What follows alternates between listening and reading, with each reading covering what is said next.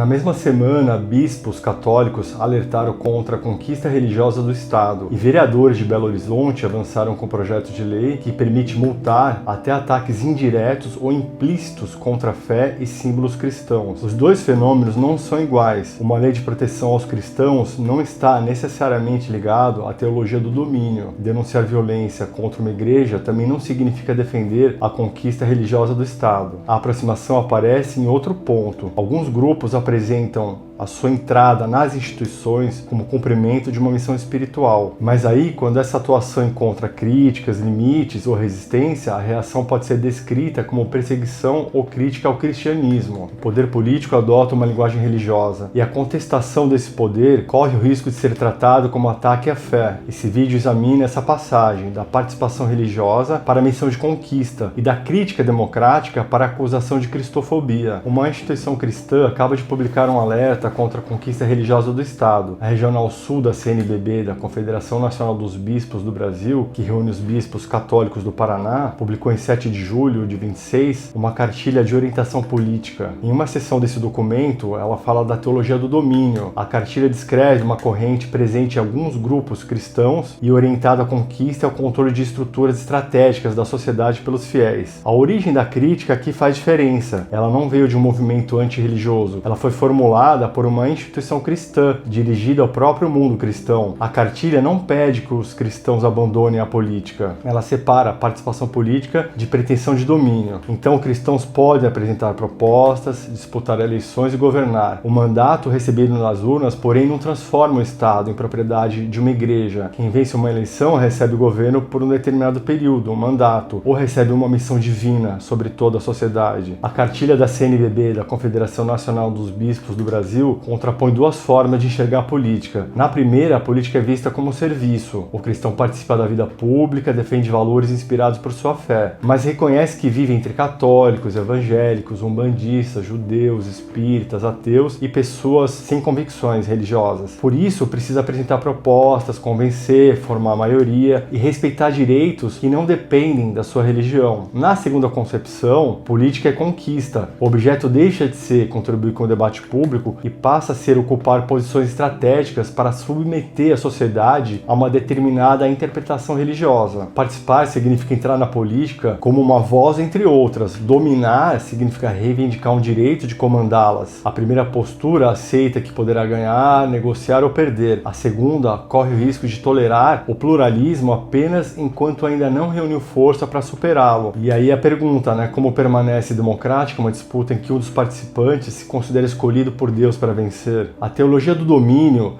é o nome dado a um conjunto de concepções político-religiosas. Não existe uma doutrina perfeitamente uniforme sobre isso. O elemento comum é a ideia de que cristãos não deveriam apenas participar da sociedade, deveriam conquistar posições de autoridade. Parlamentos, governos, tribunais, escolas, universidades, empresas, meios de comunicação, todos eles passam a ser vistos como campo de missão. A eleição deixa de representar apenas uma forma de cidadania e de representação política e ganha um sentido espiritual. O cargo público já não aparece somente como um mandato recebido do eleitor, pode ser apresentado como missão recebida de Deus. Essa mudança afeta até a maneira de lidar com uma derrota eleitoral. Perder deixa de parecer um resultado político comum e pode ser interpretado como uma vitória temporária das forças do mal. Mas quando o mandato vem dos eleitores, quem pode afirmar que o cargo pertence a Deus? Uma das versões mais conhecidas da teologia do domínio utiliza a metáfora das 7 montanhas. Ela também recebe nomes como mandato dos 7 montes ou teologia dos 7 montes. As montanhas, no caso, seriam as áreas em que exercem maior influência sobre a sociedade. Então, governo, educação,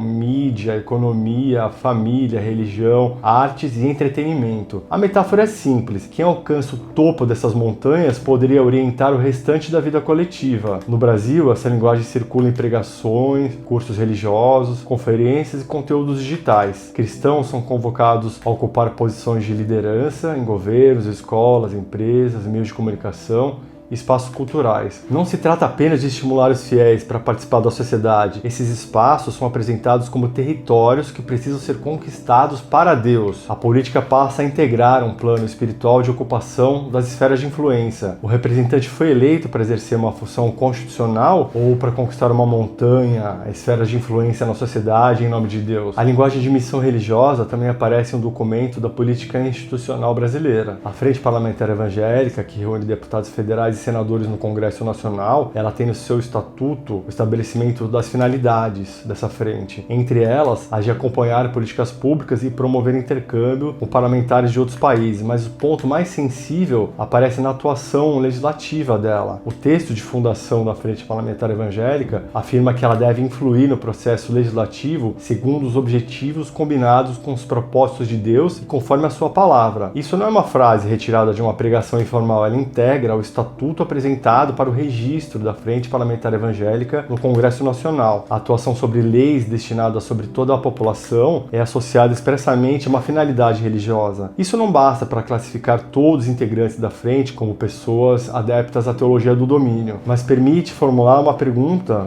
necessária. A lei deve responder à Constituição ou a uma interpretação sobre os propósitos de Deus? A linguagem religiosa do Estatuto da Frente Parlamentar Evangélica não demonstra que todos seus integrantes adotem a mesma teologia, mas o debate não permanece apenas no plano simbólico. No Brasil aparecem leis e projetos que determinam orações ou momentos devocionais e sessões legislativas, isso desde a União, estados, passando pelos municípios. Há também propostas que atribuem à Bíblia uma posição institucional, que restringe manifestações artísticas consideradas ofensivas a dogmas cristãos e que procuram transformar uma moral religiosa específica em obrigação civil. Essas iniciativas não são iguais, nem todas elas são necessariamente inconstitucionais. Também não se pode afirmar que todas decorram da teologia do domínio, mas elas revelam o momento em que uma crença deixa de orientar apenas a consciência do parlamentar e começa a disputar o conteúdo obrigatório da lei. A Bíblia pode orientar a vida de milhões de brasileiros, mas o Estado pode obrigar quem não reconhece a sua autoridade a viver sobre uma interpretação específica desse livro sagrado? Quando a fé inspira uma proposta, temos participação política, mas quando o poder público passa a praticar, ensinar, impor essa fé, a fronteira do domínio começa a aparecer. Teologia do domínio não é sinônimo de evangelicalismo, pentecostalismo ou cristianismo conservador. O mundo evangélico brasileiro é muito diverso.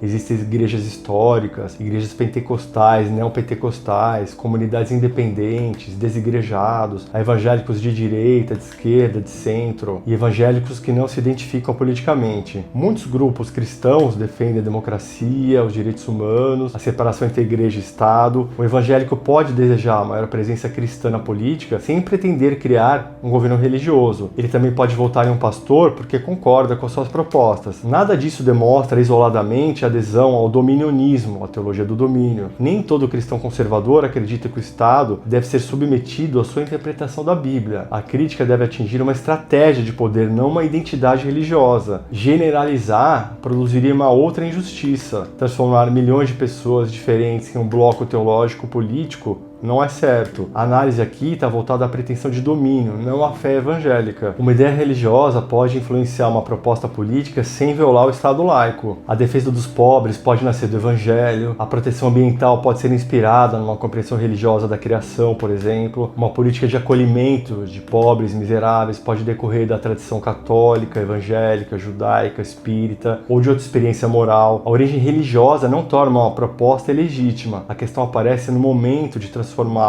em regra obrigatória. A medida precisa ser defendida com fundamentos compreensíveis também para quem não compartilha daquela fé. Precisa respeitar a Constituição, preservar os direitos fundamentais, poder ser discutida por toda a sociedade. A fé pode inspirar uma proposta legislativa, mas ela não pode substituir a justificativa pública da lei. Está na Bíblia, pode orientar a vida de quem acredita na Bíblia, mas não basta sozinho para impor uma obrigação a toda a população. A crença explica a convicção do parlamentar, mas consegue justificar justificar a coerção do Estado, uma regra obrigatória para todos, a teologia do domínio, o dominionismo, também altera a maneira como o adversário político é enxergado. Numa democracia, o opositor é um cidadão com ideias diferentes. Ele pode estar errado, pode defender medidas injustas, pode ser enfrentado por argumentos, votos, regras institucionais, mas continua sendo participante legítimo da vida pública. Na lógica da guerra espiritual, o adversário pode ser apresentado como instrumento do mal. A divergência política recebe uma classificação religiosa. O outro não está apenas equivocado, estaria lutando contra um projeto divino. Quando um lado se apresenta como representante de Deus, o outro corre risco de perder até o direito de ser reconhecido como adversário legítimo. Negociar, nesse caso, pode parecer traição. Aceitar limites constitucionais pode parecer abandono da missão. Uma derrota eleitoral pode ser interpretada como ação de forças demoníacas. Como construir compromissos democráticos com alguém descrito como inimigo de Deus? O domínio religioso no Estado não acontece de uma única forma, nem produz sempre o mesmo resultado. Em um parlamento, numa casa legislativa, pode aparecer na tentativa de transformar uma doutrina interna em lei civil, lei para todos. Em uma política pública, por exemplo, isso pode surgir quando o serviço oferecido pelo Estado é usado como instrumento de missão religiosa. Em um órgão de proteção, pode ocorrer quando o agente substitui critérios legais, constitucionais, pelos costumes da sua comunidade de fé. Em uma repartição pública, por exemplo, pode aparecer na imposição de orações ou ritos a servidores e cidadãos. Esses exemplos não formam uma sequência automática, também não constituem acusações contra todas as pessoas religiosas que exercem funções públicas. O desvio surge quando a autoridade deixa de perguntar o que a Constituição permite e passa a perguntar o que uma doutrina religiosa exige. A religião pessoal do agente não é problema, o problema aparece quando ela modifica os direitos de quem está diante dele. A função pública responde à lei ou ao púlpito. A cartilha dos bispos católicos do Paraná contrapõe a teologia do domínio, a chamada cultura do encontro. Essa expressão não significa eliminar divergências, produzir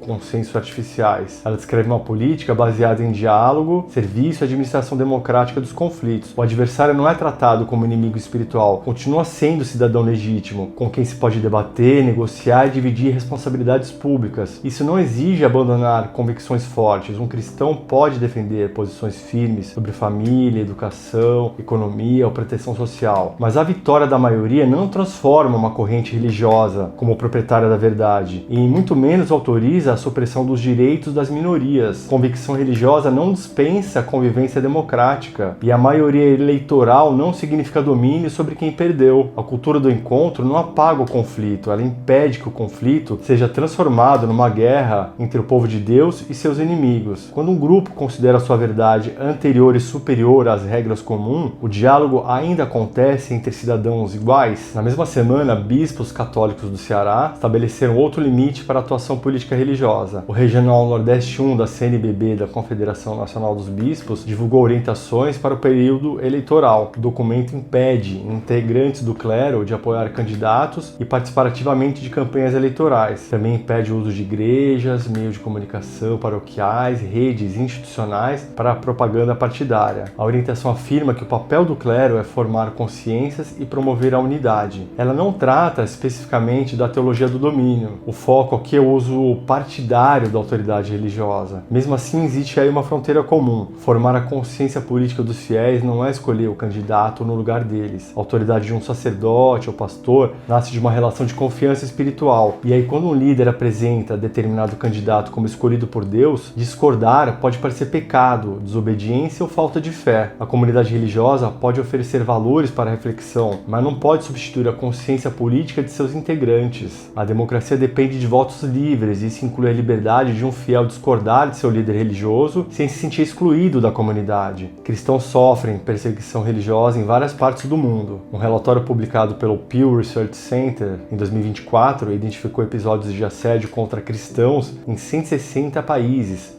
durante 2021, que foi o ano da análise. A categoria reúne ações de governos e de grupos privados. Há lugares no mundo em que igrejas cristãs são atacadas, fiéis são presos e conversões religiosas são proibidas. Comunidades cristãs enfrentam aí pelo mundo grupos extremistas, milícias e governos autoritários. Em alguns países, professar publicamente o cristianismo pode colocar a liberdade da pessoa e a vida dela em risco. Negar essa realidade seria um erro factual e moral. A expressão cristofobia pode descrever situações concretas de violência, discriminação impedimento ao exercício da fé. Cristãos perseguidos precisam de proteção. Igrejas atacadas precisam de proteção. A liberdade religiosa vale também para a maioria cristã, claro, mas reconhecer perseguições reais em determinados países não significa concluir que todos os cristãos, em qualquer sociedade, estejam submetidos à mesma condição. E aí, no caso do Brasil, para compreender o caso brasileiro, a gente precisa olhar a posição concreta do cristianismo dentro do país. No Brasil não existe uma política estatal ou um sistema institucional voltado à perseguição do cristianismo. Podem ocorrer agressões, ofensas, atos de intolerância contra cristãos. Cada caso deve ser investigado e punido quando houver crime ou discriminação. Isso é diferente de descrever a maioria religiosa do país como perseguida. O Brasil foi formado por uma hegemonia cristã desde o período colonial. A ampla maioria da população se declara cristã aqui no Brasil. Há feriados cristãos, crucifixos em prédios públicos, ensino religioso nas escolas públicas, monumentos espalhados pelo Brasil, construído com apoio estatal, a ampla presença de igrejas nos meios de comunicação, católicos e evangélicos que ocupam posições centrais nos poderes executivo,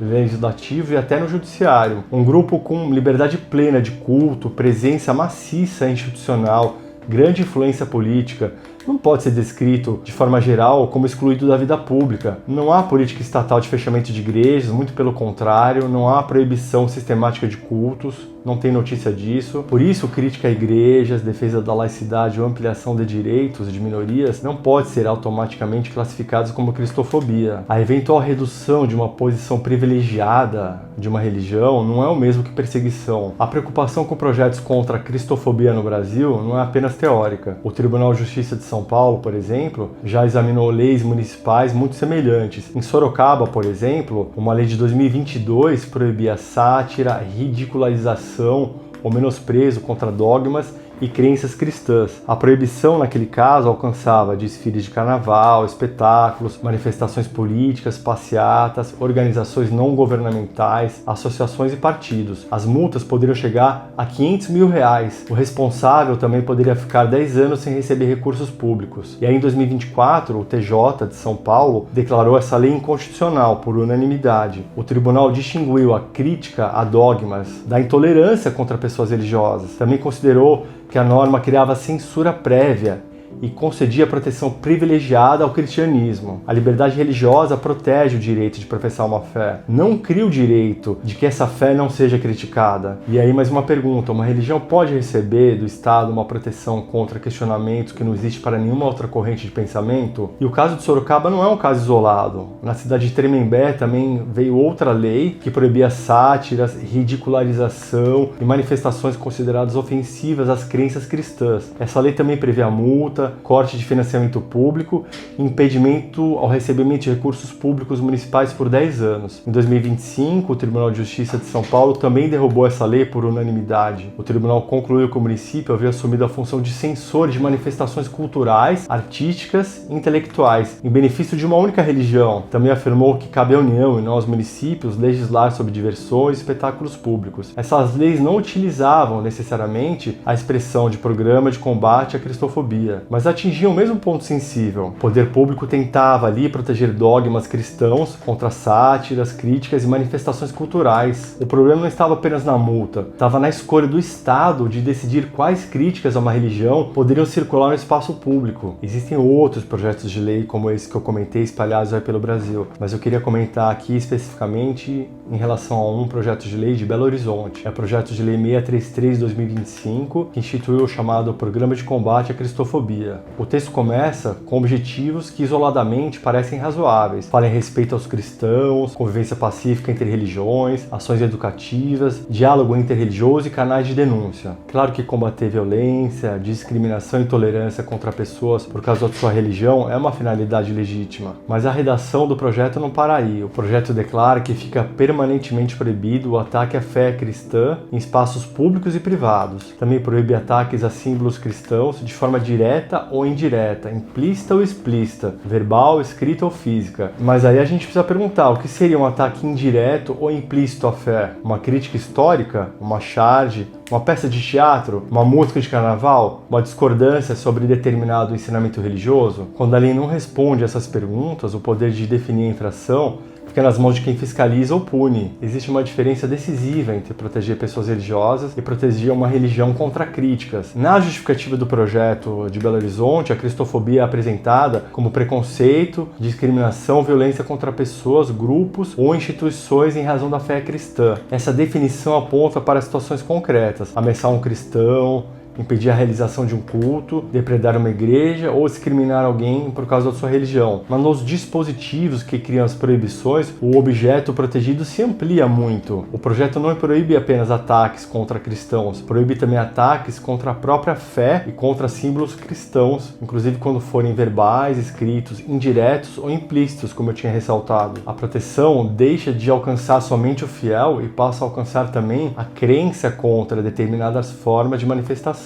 Pessoas têm dignidade, honra, integridade e liberdade religiosa. Ideias, doutrinas, instituições participam do debate público, podem ser defendidas, mas podem também ser questionadas, criticadas ou satirizadas até. Quem decidirá quando uma crítica numa religião se transforma em ataque à fé? Essa imprecisão já seria preocupante em uma declaração meramente simbólica, mas o projeto prevê punição. Empresas, organizadores de festas, blocos de carnaval, camarotes, pessoas físicas podem receber multa de R$ 4.500. Em caso de reincidência, o valor é dobrado. É nesse momento que a ambiguidade do texto produz consequências concretas. Um bloco de carnaval pode deixar de realizar sua sátira religiosa. Um artista pode retirar uma referência de sua obra. Um produtor cultural pode recusar um espetáculo. Não necessariamente porque a manifestação seja ilícita, mas porque ninguém sabe com segurança o que a administração municipal poderá considerar um ataque indireto ou implícito à fé. Quando uma infração é definida por expressões vagas, a ameaça de punição pode produzir autocensura, antes mesmo de que qualquer multa seja aplicada. O problema não é reconhecer que cristãos podem sofrer intolerância. Podem e devem ser protegidos. A questão é saber se o Estado pode punir manifestações consideradas ofensivas à própria religião sem definir claramente o que é que está proibido. Teologia do domínio e projetos contra a chamada cristofobia não são o mesmo fenômeno. Uma pessoa pode apoiar medidas de proteção aos cristãos sem defender qualquer forma de domínio religioso. Também não existe base aqui para atribuir teologia do domínio ao autor do projeto de lei de Belo Horizonte que eu comentei. A análise deve recair sobre o texto e seus possíveis efeitos. O ponto de contato entre os dois temas aparece quando a crítica à influência religiosa sobre o Estado é apresentada como ataque ao cristianismo. Surge quando a defesa da laicidade é descrita como tentativa de expulsar cristãos da vida pública, ou quando o questionamento da atuação política da igreja é confundida com a perseguição aos seus fiéis. A proteção se desvia de sua finalidade quando deixa de amparar uma pessoa atacada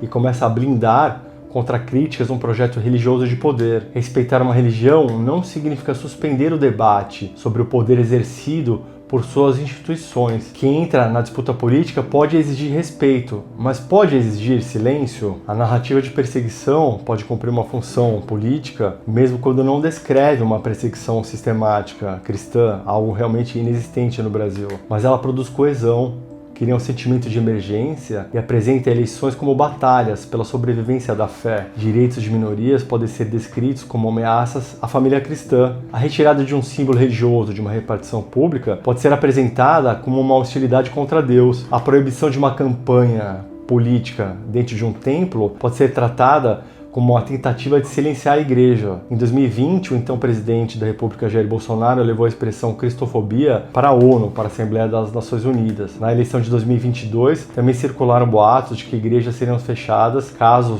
seus adversários vencessem. A posição de poder é reorganizada em forma de vitimização. Quem já ocupa espaços centrais fala como se estivesse prestes a ser expulso da sociedade. E o medo mobiliza seguidores e votos e também transforma limites institucionais comuns em sinais de perseguição. Por isso a pergunta precisa ser objetiva. Estamos diante de violência, discriminação, ou impedimento ao exercício da fé cristã? Ou a acusação está sendo usada para deslegitimar quem questiona o poder político de uma instituição religiosa? A Constituição brasileira oferece uma régua para organizar esse debate. O artigo 1º do texto constitucional protege o pluralismo político, que é a divergência de ideias, que é bom, que é saudável para formar uma síntese melhor na sociedade, para ampliar o debate democrático. O artigo 5º garante a liberdade de consciência e de crença. E o artigo 19 impede que o Estado estabeleça igrejas ou mantenha com elas relação de dependência ou aliança. O Estado laico não pede que religiosos desapareçam da política. Católicos, evangélicos, umbandistas, judeus, espíritas, muçulmanos e pessoas sem religião podem disputar eleições, criar movimentos, defender valores e participar dos governos. O limite não está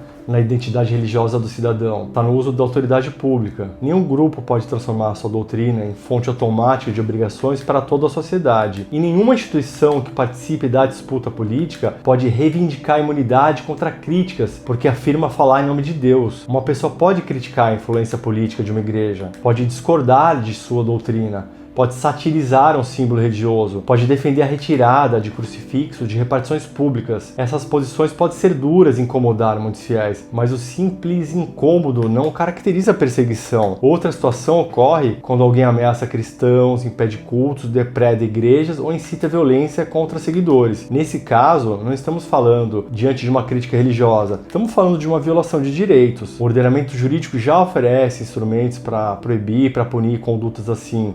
Nosso panorama legislativo é bom nesse sentido. A linha divisória não está entre manifestações que agradam ou desagradam fiéis, está entre o exercício da liberdade de expressão e a agressão concreta contra pessoas ou comunidades religiosas. A proteção também precisa funcionar no sentido contrário. A liberdade de pregação não autoriza ameaças ou incitação à discriminação contra pessoas. Não autoriza, por exemplo, o menosprezo a pessoas da comunidade LGBTQIA+.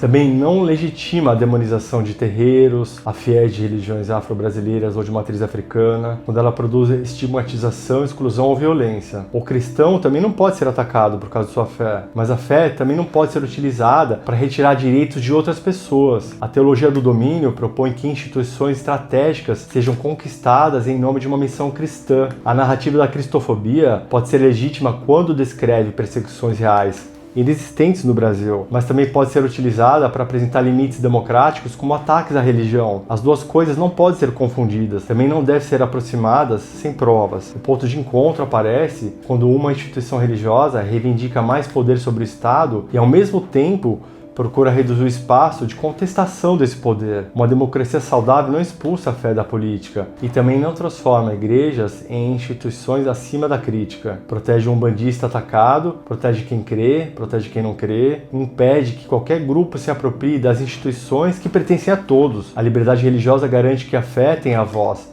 A laicidade impede que uma única voz fale em nome do Estado. Cristãos podem disputar o governo, mas não pode reivindicar a propriedade do Estado. Olá, eu sou Renato Camarnigro, mestre em educação, especialista em liberdade religiosa e laicidade do Estado. Se você gosta de debates como esse, dê um like e siga o canal para mais conteúdos.